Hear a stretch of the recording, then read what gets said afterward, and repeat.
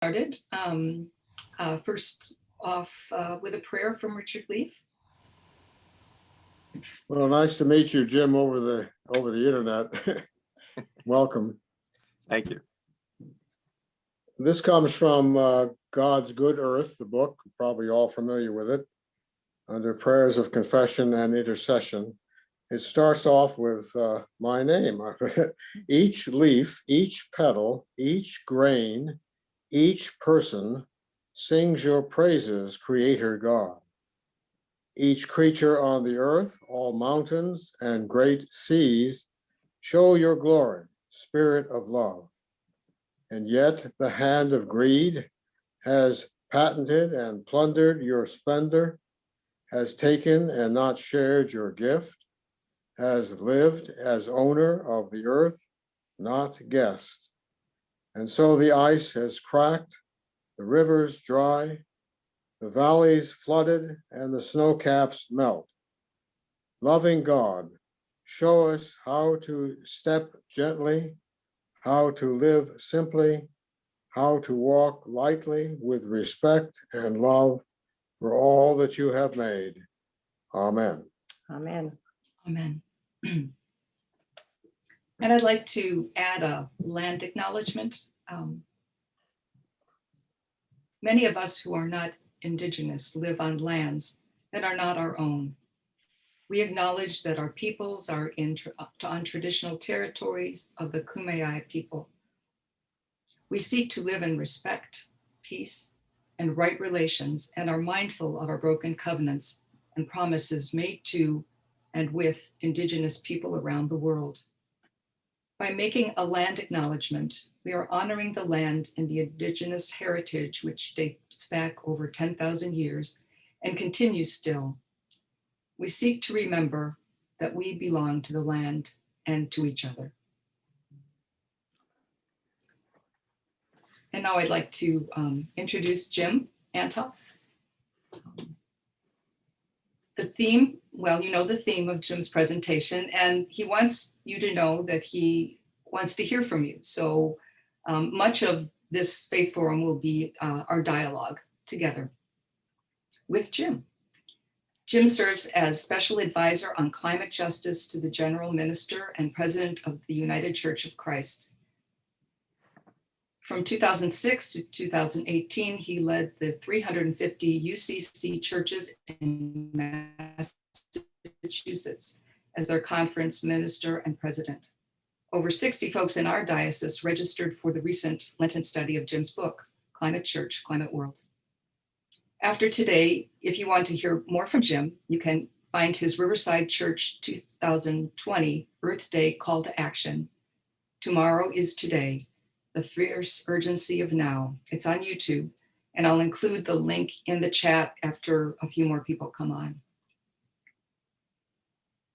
Cathedral members who have read Jim's book will be meeting in May to talk about how we can move forward at the cathedral with some of the suggestions in climate change, climate world.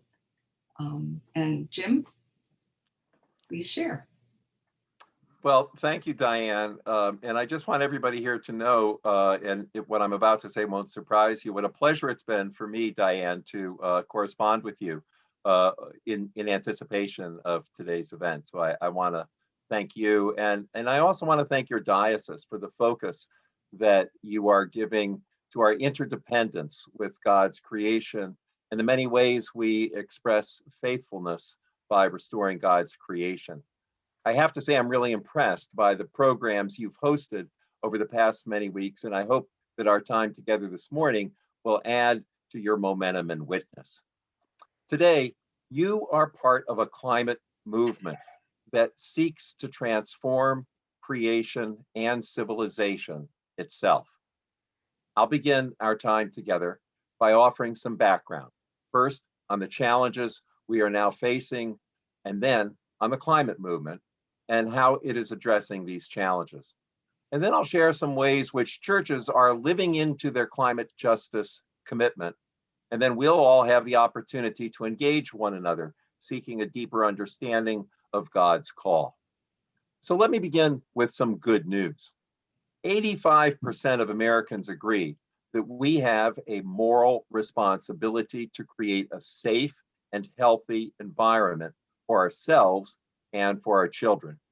In addition, over the last 5 years, fewer and fewer Americans are dismissive of the climate crisis, while more and more Americans are alarmed.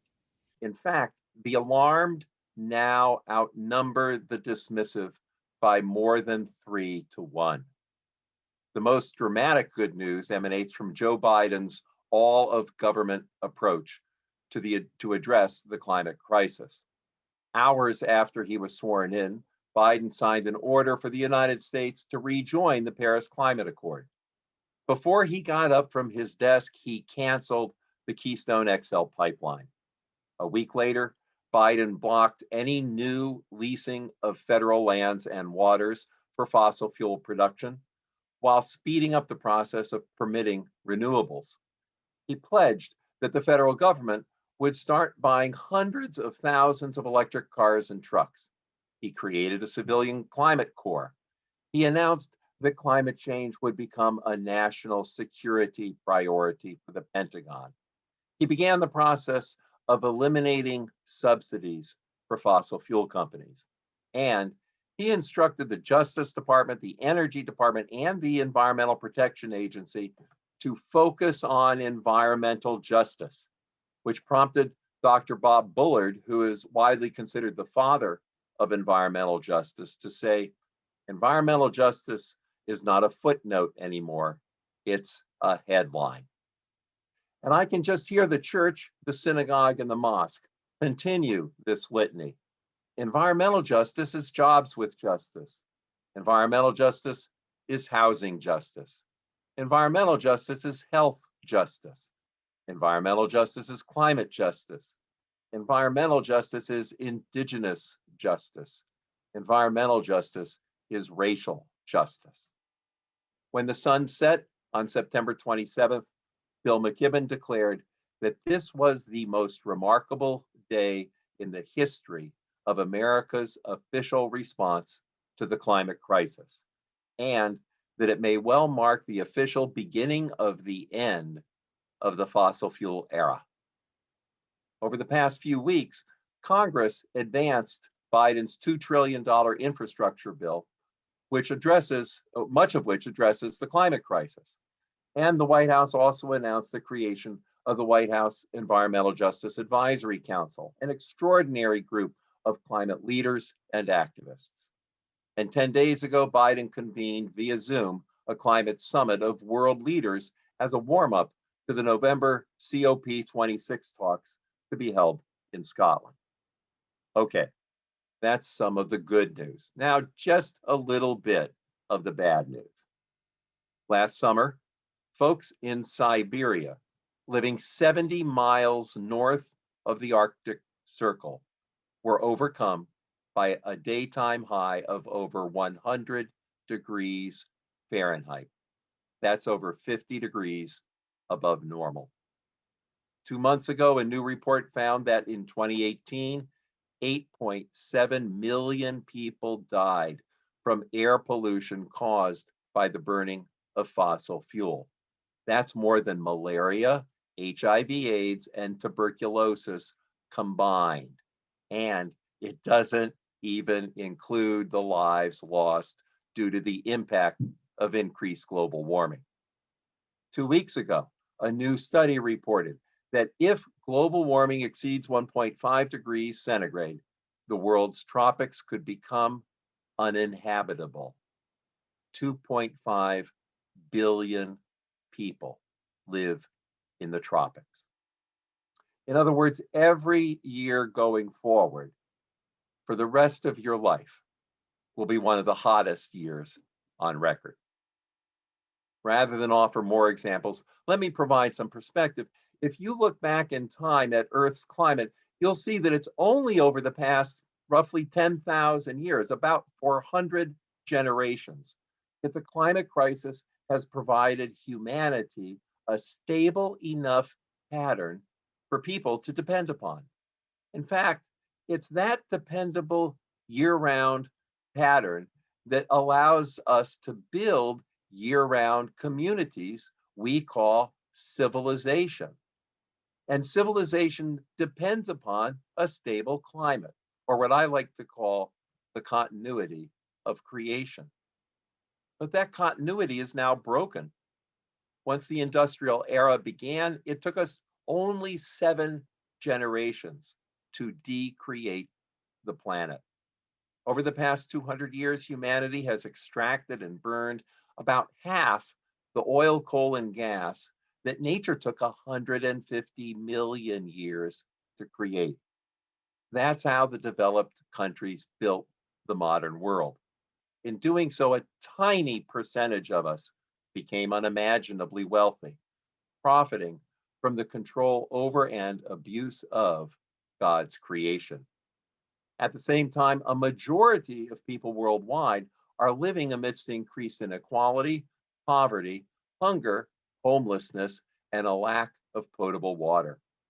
These injustices are all casualties of the unjust acquisition, extraction, distribution, and profit from the energy stored under our feet. And to address these injustices, humanity must complete the greatest transition we have ever attempted, moving from our dependency on fossil fuel to a reliance on renewable and sustainable forms of energy.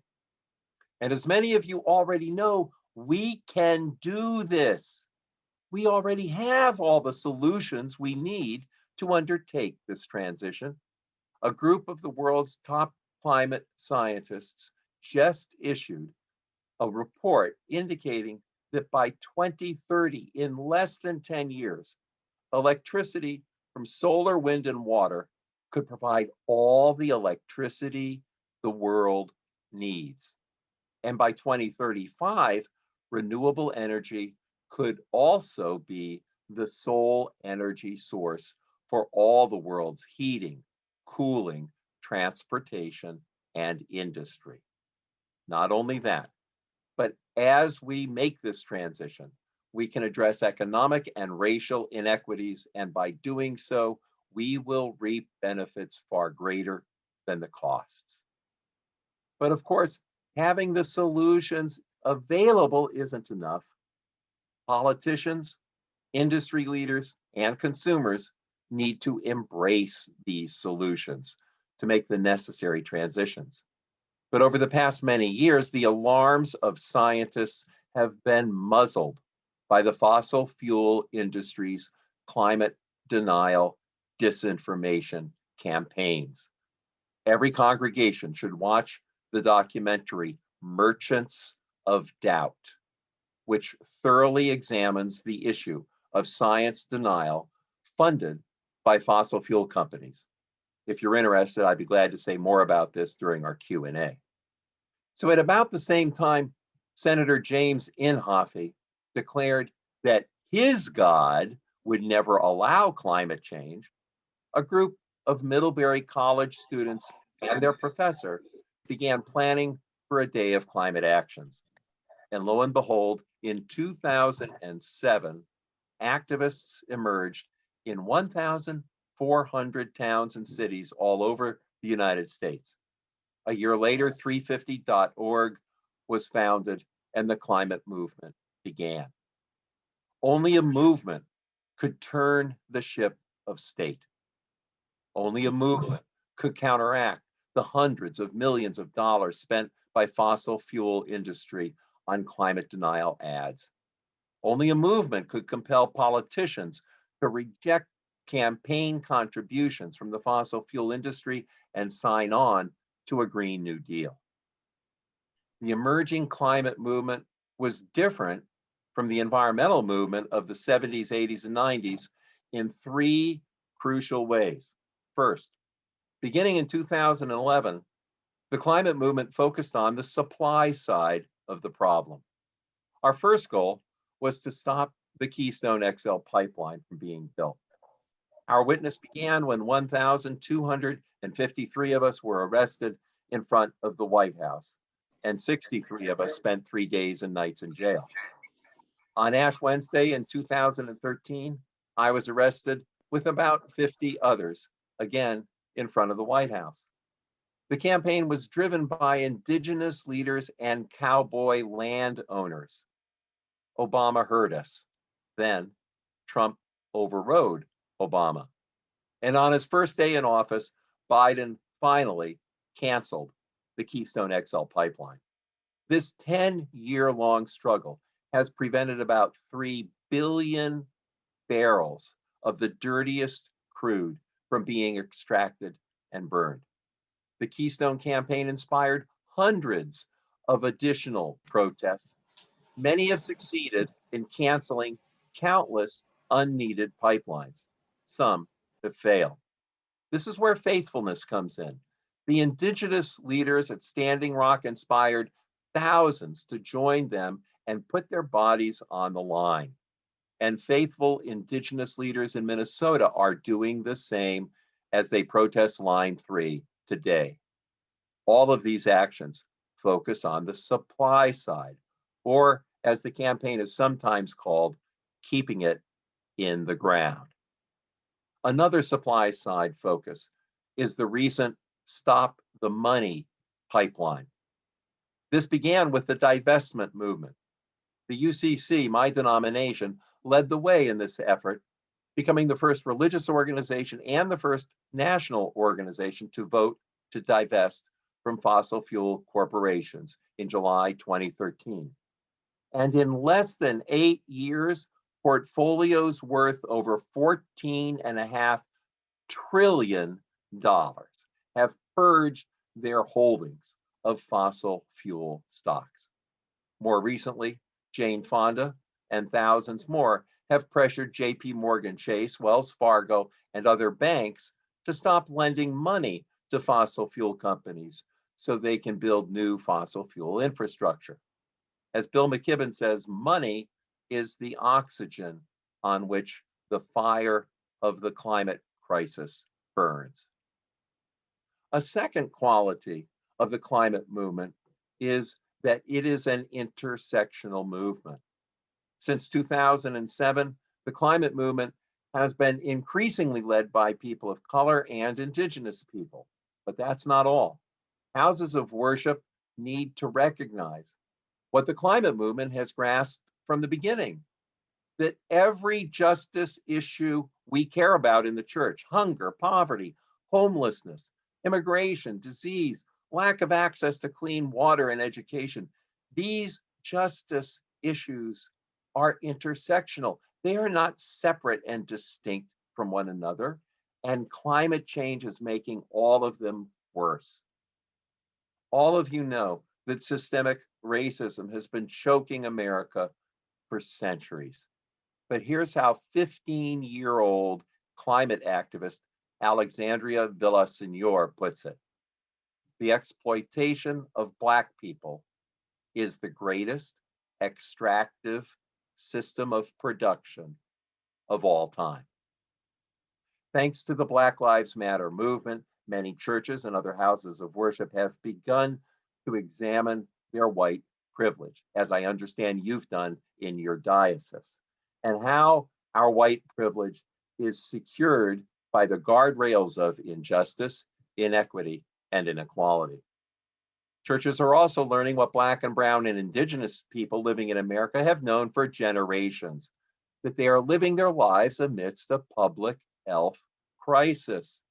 Not only that, we're all recognizing that we're no longer living on the same planet we used to call home. And Black and Brown and Indigenous people know this best because most of them are already dealing with the consequences of the climate crisis. Now, there's a third distinctive feature of the climate movement. It's being led by youth. Their audacious vision, their unbound courage, their uncompromising commitment, and their brilliant strategic messaging on social media. All of these qualities have earned the respect and renewed the hope of hundreds of millions of people worldwide, including Joe Biden, Kamala Harris, Gina McCarthy, Michael Regan, and John Kerry. All of this leads to the recognition that you and I are living on the hinge of history. The climate crisis has placed an inescapable moral claim on our generation and on each of us. Whatever understanding of God we may have, that God is calling us to joyfully embrace being born at just such a time as this, as we step up to the fact that it truly is up to us. Like the greatest generation, can we adjust our personal aspirations in order to address the greatest threat humanity has ever faced? Can we engage the dominant ethos of rugged individualism for a recognition that we are all in this together?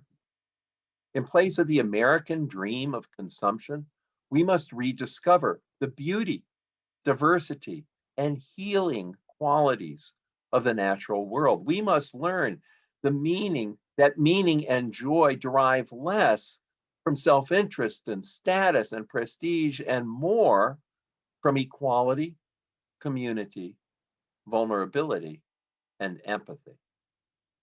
Thank God for early adapters, like many of the congregations in your diocese, and for the individuals and organizations who have inspired you to hear the still small voice of God as you engage this calling. When I listen to God's voice, I hear God asking us, what faith practice is necessary? What worship is necessary? What religious activism is necessary to solve the climate crisis? To begin with, we must make God's call to restore creation and advance climate justice an essential part of our identity as people of faith. Now, what would that look like? We need to make our houses of worship safe enough and relevant enough so that we can do four things quite explicitly. First, clergy need to preach on the climate emergency and on the intersectionality of racial justice, economic justice, and climate justice. We need to preach as if life itself depends on it, because it does. Second, we need to hear each other's testimony by creating a monthly or even a weekly opportunity during worship for a member of the congregation to bear witness to an action they or their family are taking to address the climate crisis. Third, our worship community must become a place that allows us to process our grief over the degradation of the earth we love. Doing so will allow us to recognize that the existential dread we experience can serve as a precondition of hope. And fourth, congregations need to get involved in advocating for and supporting aggressive policies to restore God's creation. Let's be clear, this is not a partisan exercise. It is right and good for the church to advocate for the restoration of creation, the elimination of racial inequity, and the transformation of economic inequality. Another action people of faith can take is to roll up our sleeves and resist the building of all new fossil fuel infrastructure. This was one of the points of a 2017 resolution passed by the National Synod of my denomination, the United Church of Christ. This can be most effective when multiple congregations in a town or a region join together. It's often an uphill battle, but it can work. In 2020, the Atlantic Coast Pipeline and two different proposed natural gas lines in New York were canceled due to the resistance of creation-loving citizens. We can all support our indigenous siblings who, since 2015, have been resisting Line 3, the proposed tar sands pipeline in northern Minnesota. Something each of us can do is to contact President Biden and tell him to stop Line 3. Go to the website. It's one word now, stop Line 3, that's the number 3, stopline3.org, and you'll learn how. Your congregation and your diocese can join hundreds of congregations with endowments that have divested their fossil fuel holdings. You can also affiliate with other congregations in the region who are engaged in climate justice. You may also want to do what several UCC congregations have done, actually dozens and scores of UCC congregations. We've affiliated with or connected with or partnered with or acted in solidarity with a local chapter of 350.org or the Sunrise Movement or the Sierra Club or the Extinction Rebellion or Greenpeace. And as your congregation engages the climate crisis, tell your community that you're doing this. Write an op-ed piece for your local paper, get an interview on local radio, or put a sign in front of your church. Let me conclude by thanking you for responding to God's call to address the greatest moral challenge humanity has ever faced. Together, we can bend the moral arc of the universe toward justice and interdependence, even as we bend the ecological arc of the earth toward sustainability, renewal, and restoration. Thank you, and I look forward to your questions and our conversation. Thank you so much, Jim, for your inspiration and call to move forward. Let's have some questions. You could put them in the chat, or maybe you can raise your hand or just speak out.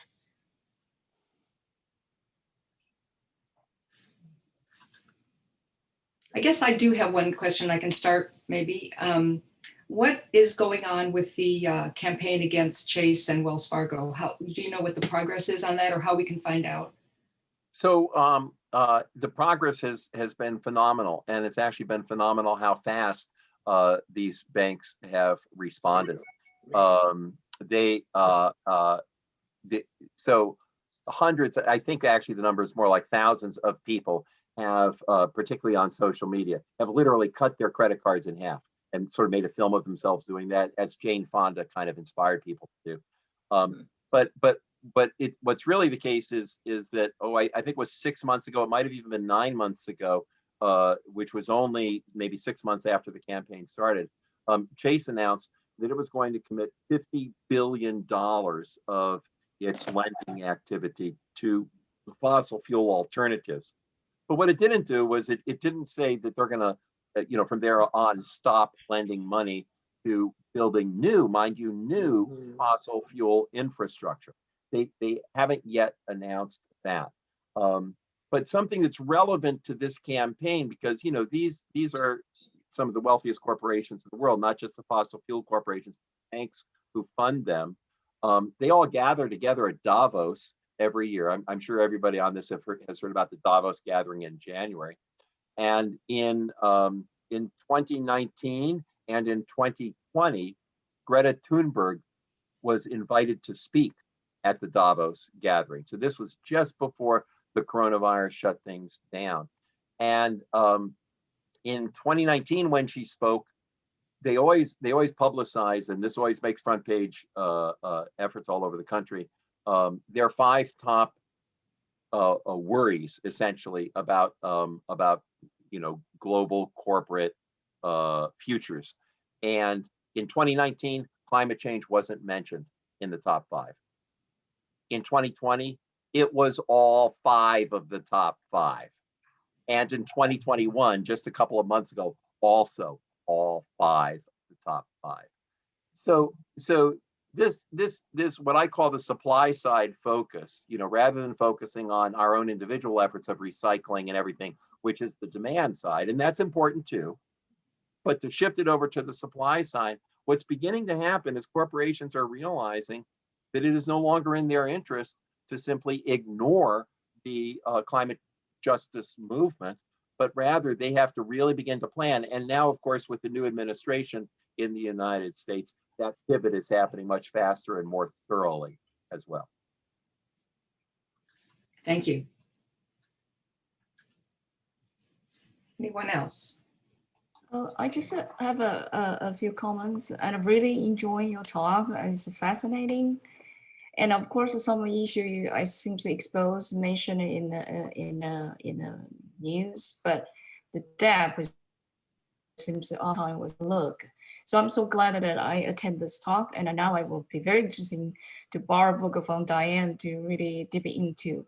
Now, two other things that I just your talk remind me of something that I would like to share. The one actually recently, maybe last year, National Park Foundations, United States also issue or establish the so-called restoration fund.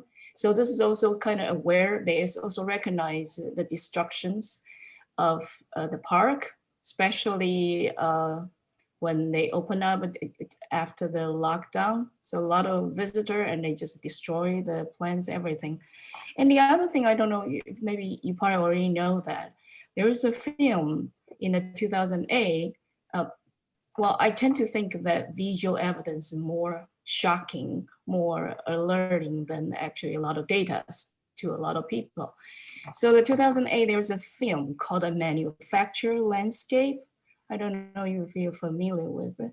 It's by a Canadian artist, photographer. The landscape is fantastic, but he already started documenting a little bit of how the landscape is been changing because of the humans. And you can probably find, I think maybe Diane, your group will be interesting to see that film. It's really beautiful in terms of cinematic landscape, but it's also address the issues of how different country, China, India, those countries, because they have a lot of manufacturers and they create a lot of waste on that and how they destroy the landscape in that sense. So this is just my comment. Again, I really enjoy your talk. Well, thank you. And I just want to amplify what you said about the visual impact of film. There have been so many good documentaries made in the past 2 or 3 years.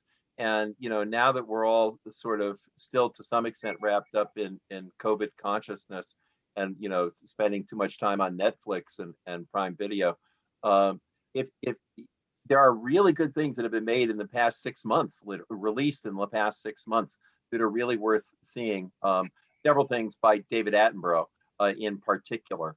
But this movie that I mentioned in my talk, Merchants of Doubt, it's actually the movie version of a book by the same title by a person who is now, I think, widely viewed as the foremost historian of science in the world in regard to climate science and all of that. Her name is Naomi Oreskes. Meet clean vitamin C serum that actually works with ingredients that are obsessive. Sorry. Because when we say clean, we mean and you folks down in San Diego may have heard of her because she used to be a professor at San Diego State. And then Harvard attracted her, I don't know, about 9 years ago or so. And she and I immediately became best friends. And anything from Naomi Oreskes is worth reading. She has 3 new books that have come out in the past year. So who has another question or comment? So I take it the best way to change human behavior. Barbara, you just went mute. You just went mute, Barbara. Oh, okay. Are we? Yeah, you're back on track. Okay. So it sounds to me like the way you think the best way to change human behavior is first an active role of government. I mean, I think you let off with all the accomplishments of President Biden, and then by celebrity example like Jane Fonda, and by very important people speaking. And so I'm just, not by punishing people for bad behavior, but can you just sort of address what you think the major factors are to change, whether it's corporations or individual behavior? What's the stimulus? Well, Barbara, this is a deep question, and just so that everybody understands, Barbara's asking essentially what my theory of change is, right, Barbara? And so may I make a confession? I have never made this confession before, but there are sort of big high level thinkers, and they always talk about their theory of change. And I have to say that I have never if you can read my book, and it's, there's 288 footnotes in there. I'm kind of a smart guy. I have never developed a theory of change. So I want to honestly answer your question very straightforward. It's very insightful of you, though, to say, gee, you lead by talking about all the stuff that Biden has done. You must think that governments are the key to the theory of change. They're absolutely essential.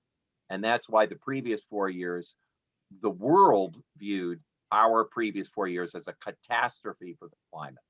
So it's absolutely essential. But so are all the other factors of change. It's all essential, and that's because the crisis that we are now facing is so monumental. We have to get at it. So I'll say this in another way.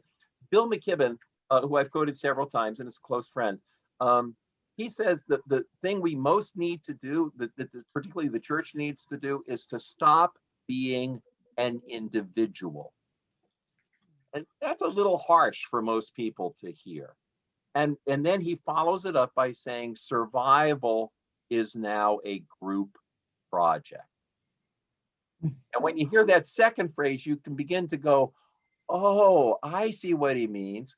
And it's a similar shift from trying to address this issue on the demand side to sort of clean up my life, put the solar panels on my house, make sure that we're composting, et cetera, all of which I do and I've done most of my life.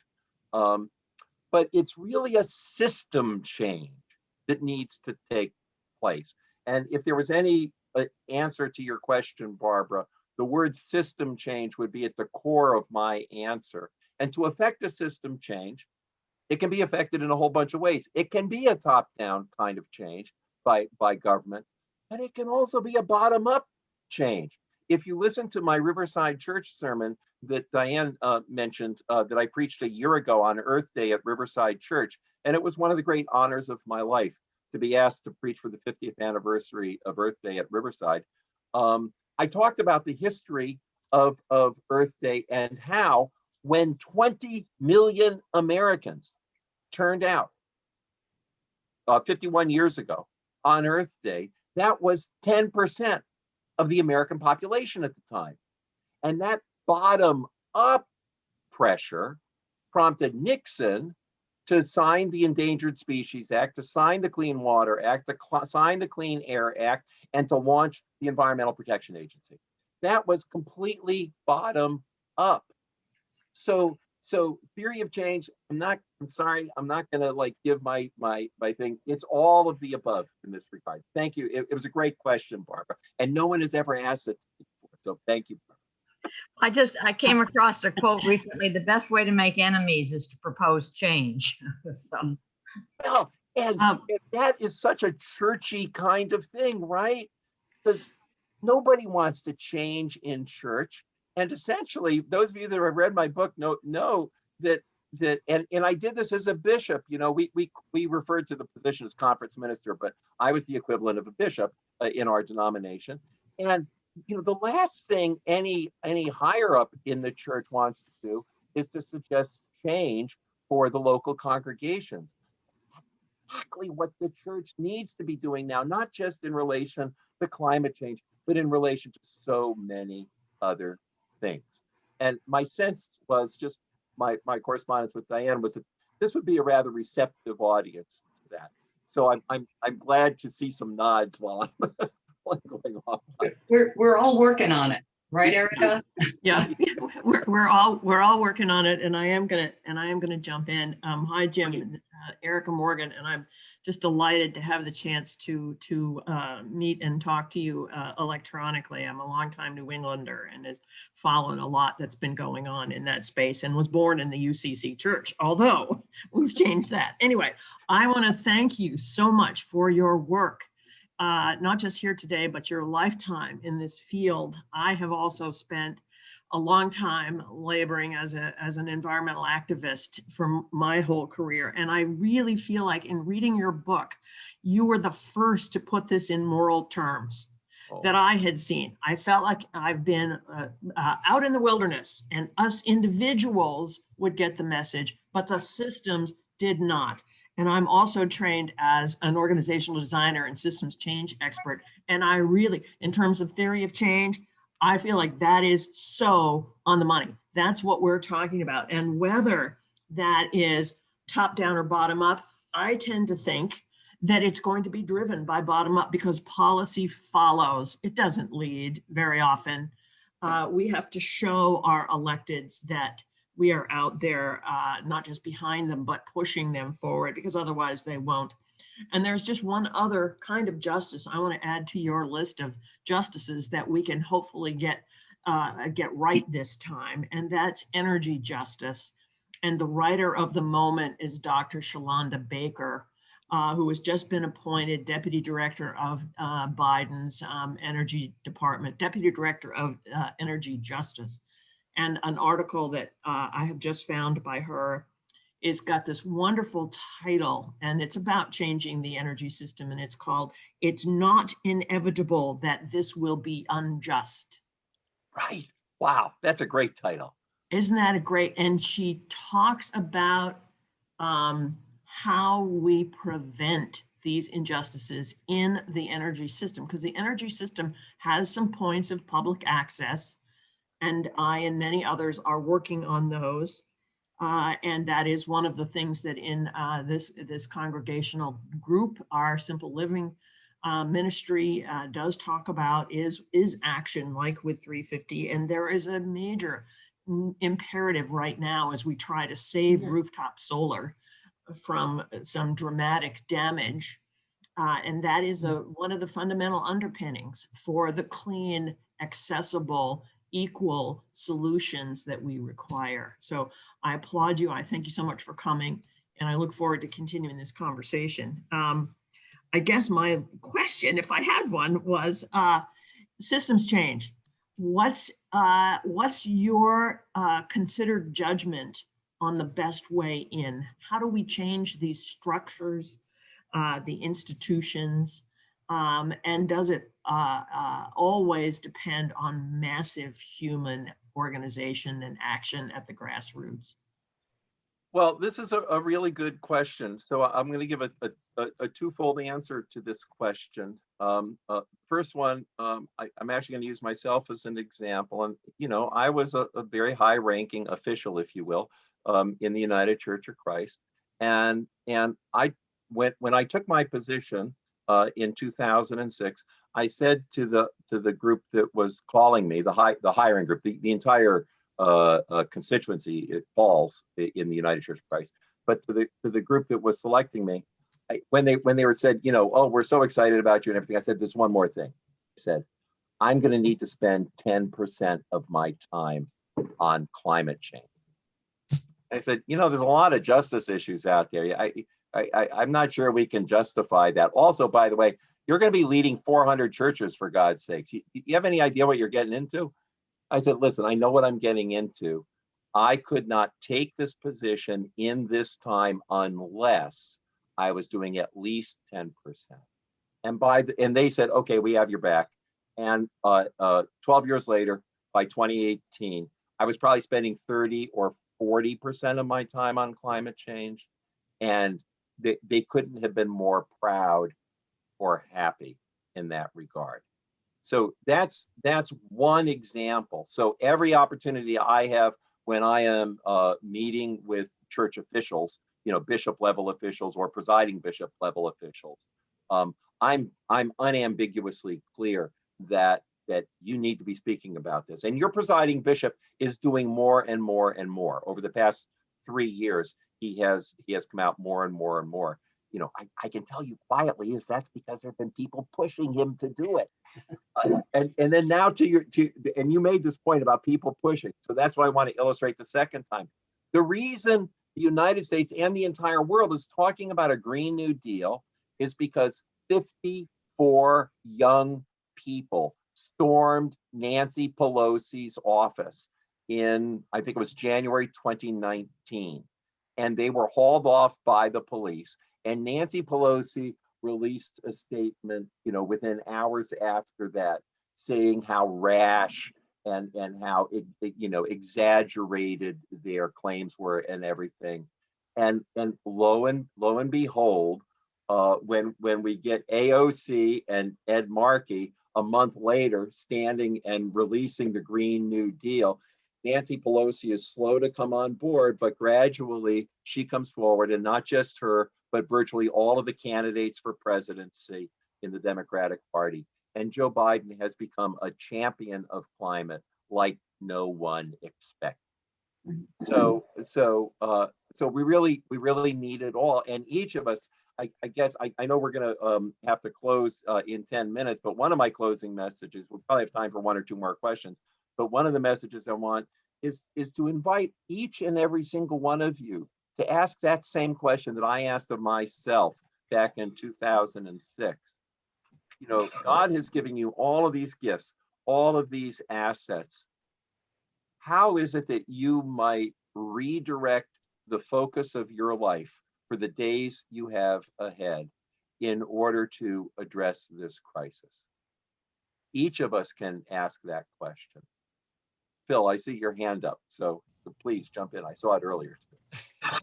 Thank you, Reverend Jim. And I want to really thank you for being willing to put your body on the line and get arrested.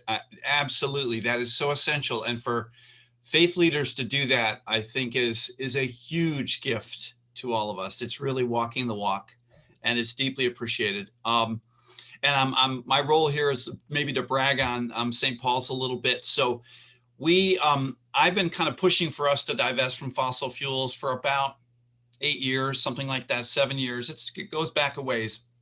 When I first brought it up, I was told, no way. No way. We don't, you know, that opens this whole can of worms, blah, blah, blah. And now actually we're half divested. Half of all our investments are fossil fuel free. So, you know, we still have a little ways to go, but we've made some real headway. And then another thing St. Paul's has done a great job with, I think, is hosting San Diego 350. I'm kind of one of the co-founders of San Diego 350. And our first event was an interfaith panel at St. Paul's, and then a big march in Balboa Park. So, you know, that's another thing actually, of course, faith communities can do is really host these activist organizations. Not to say we're off the hook. We should all be willing to do all that activist stuff, get out in the streets. But anyway, it's still good to have institutional support there. So I guess I do have kind of a question of whether you have seen some direct results of the divestment movement in terms of fossil fuel companies' actions, if you would, yeah. So this is a great question, Phil, and thank you for the work that you've been invested in. And before I answer your question, I just have to say this example that Phil just gave of the church world connecting up with the youth activist world. It's like no one expects that. And then when it happens, it's like God's grace is evident everywhere. All the young people are saying, wow, I never thought churchy people would like be into this, you know, and all the church people are saying, wow, these are really smart young people. Oh my God. So I just want to completely praise your endeavors in that. Here's my direct answer, Phil. In 2018, so this is a few years ago, this is when maybe the total amount of portfolio divestment was under 10 trillion. Maybe it was $8 or $9 trillion had been of portfolios had divested their fossil fuel stocks. In 2018, Shell Oil in its annual report to its shareholders. So that's an important, that's an official and important communication. Shell Oil says that the fossil fuel divestment movement constitutes a material threat to our business. And as you know, Phil, the words material threat, when those show up in an annual report of a corporation, it's like, whoa. Yeah, so that's the best example. But this isn't part of your question, but I just do want to wave a warning flag. Over the past just 3 or 4 months, there's a new effort by fossil fuel companies to say, oh, we're going to be net zero by 2050 or something like that. And, you know, all I want to say to folks is that I know a ton about this issue, and occasionally I'll read an ad like that and say, oh my God, they had a change of heart. They haven't had a change of heart. That's just ridiculous. All they're doing is what is sometimes called greenwashing, or it's just deceiving the public to make them look like good guys and allow them to continue to do what they've always done, which is to make the biggest quarterly profit for their shareholders. That's what it's all about. In my book, just for those of you that haven't read it, I argue that we actually need to change the definition of fiduciary responsibility, and that it is absurd in a climate crisis world to allow the concept of fiduciary responsibility to be defined as short-term profit for your shareholders. That it's immoral and it's absurd. Jim, following up on another piece of our conversation, the concept of grieving for what's going on. I attended a wonderful retreat on Wild Church, and I'll share more about that another day. But one of the things that was mentioned, there is a ministry that does this. They go to places where fossil fuel companies reside. We have SDG&E here in San Diego, so that might be an opportunity.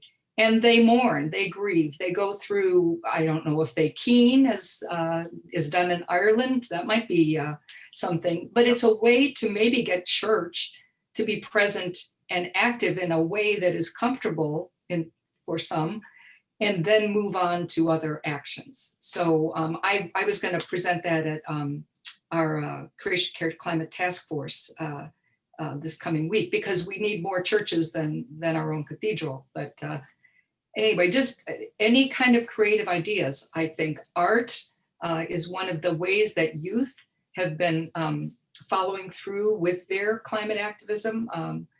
There are just so many opportunities. Anyway, thank you for reminding us about the grief piece too. It seems to me one of the rate limiting factors is this anti-science attitude, that, and I'm just myself, what can I do when because I've encountered people, I'm working in science, who that mistrust of science seems to be what motivates, if the scientist says something, well, you can't trust it.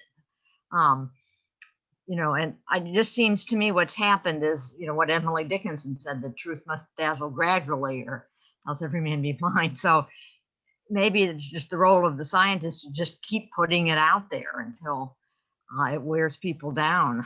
Well, one of the things I thank you for raising that excellent point, Barbara. One of the things that everybody should know, just as a parenthesis, I come from a family of scientists, and I actually went to college to be a math physics guy. And then I made a pivot, but that's a story for another day. It turns out that climate scientists have really realized since 2000, since the Copenhagen climate gathering, which was 2009, I think it was, and there was a thing called Climate Gate before that, where their emails were stolen, misinterpreted, and all this doubt was cast on climate. All of that was a bunch of bunk, but climate scientists realized in that context, oh my God, we need to be better communicators. And right about at that time, in 2009 or so, is when Katharine Hayhoe, her last name is spelled Hayhoe. She is she's America's foremost climate scientist, or at least one of them. And second, she is by far and away the world's best communicator on the science of climate change. And you can go to her website and you can see these wonderful 6-minute video clips, 4-minute video clips. He has like 100 of them on any possible question anyone has ever asked about the science of climate change. Right, Jim, and can I just interrupt quickly? Yeah. We saw her speak via Zoom last year during our Simpler Living Faith Forum series. She's pretty impressive. Oh, she's just, and she, I know her personally, and she's just that way. I mean, she's a complete nerd, and she's also like matter of fact, and I'll say it coming from a family of scientists, that's pretty unusual. So any of you interested in this question of science and communication, watch some videos from Katharine Hayhoe, or if you want to know more about the history, read Naomi Oreskes' work in Merchants of Doubt.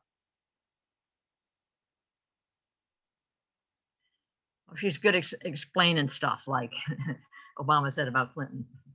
Yes. Well, I think we have time for maybe one more question, comment, if there's anyone who wants to share.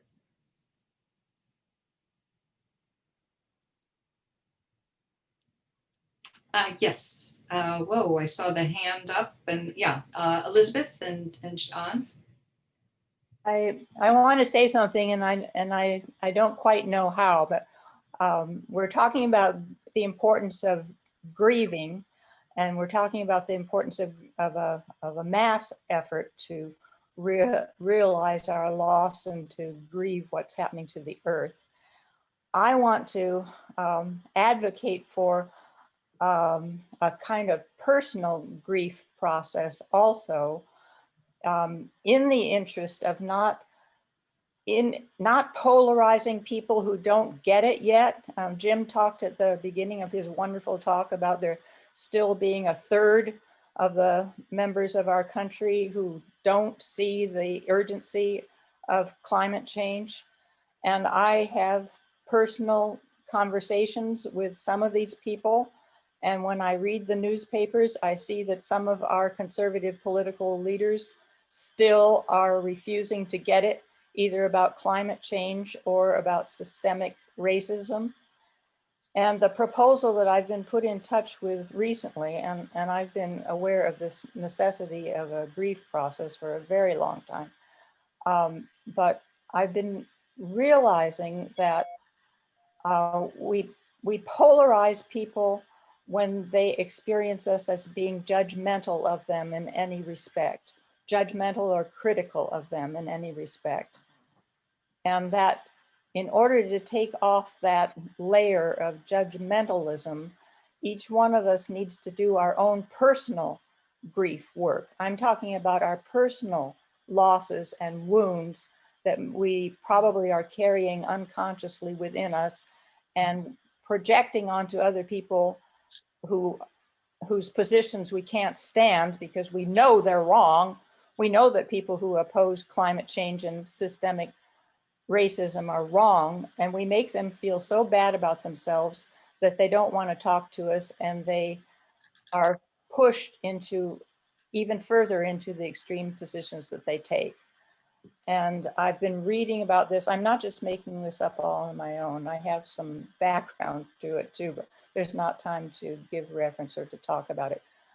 But I am finding personally that if I come across as being judgmental of others, I will not attract them to the positions that I advocate for.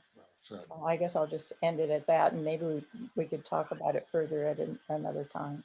Well, you said it so well. Yes, go ahead, Diane. Yeah, that from many one, excuse me, from many one is a program of the Episcopal Church where we're talking about bridging the divide through communication. And that's one of the things, Elizabeth, that we're talking about. And so it is a USA effort of the Episcopal Church. At the same time, I think that we can't not do things or not speak out publicly or not share information because we're worried about offending people. It's a fine line maybe, but I think it's still important for us to speak our truth, or we're not following, well, this is extreme, but we're not following Jesus if we don't speak our truth. That's an opinion of mine. But I appreciate what you're saying, and I think we're going to be hearing more and more about that from our own diocese, but our own cathedral as well. And I apologize, Jim, for interrupting you. Oh no, you gave a wonderful response. And I just thought you started out saying you didn't know quite how to say it, Elizabeth. You said it beautifully. But that also illustrates like that kind of a conversation. You sort of feel like, I don't know what to say. And then you have to kind of wander in it in a hopefully mutually trusting way, even though there's great disagreement, but with, as you said, without judgment. A good resource on that is Jonathan Haidt. I think his last name is spelled H-E-I-G-H-T or something like that. His writing, it's just incredible. But he in 300 pages, he makes the same point you made in 3 minutes. So you did a great job, Elizabeth. Thank you. In other words, tell all the truth, but tell it with a slant, I guess. That's right. Emily, I think, oh, Carolyn, do you have something? No, I just wanted on piggybacking on Elizabeth, that importance of I messages, like if you just to say, I am concerned, I, have this loss, whatever. Yep. That takes away that judgmentalism. Yeah, so important. thank you, Carolyn. That's good. Well, Jim, I want to thank you on behalf of the cathedral and all of us who want to give our thanks for a wonderful, wonderful presentation. And we hope that this is recorded, so we will share it. And Bruce had a good idea about sharing it with a organization that doesn't like Christians very much, I guess. So we can do our work in that way as well. Diana, I think, am I right that you can share with us what you're going to be? There is another faith forum next week. Is there anyone who could speak to it? I know Diana has one coming up, but Yes, my actually is May 30th. It's May about it's about Christian art, how Christian art transform in different time and place. fantastic. I'm a historian. So we'll look forward to that faith forum. I know that Jeff and Penny are getting ready for church, our in-person church. So I don't know what's coming up next, but check out the e-bulletin on Thursday and you'll find out. And Jim, thank you again. I look forward to hearing more from you. Thanks so much, Diane, and Thank thanks you. everybody. This was a real Yeah, thank you pleasure. so much. God bless. Bye-bye. Take care. Mm.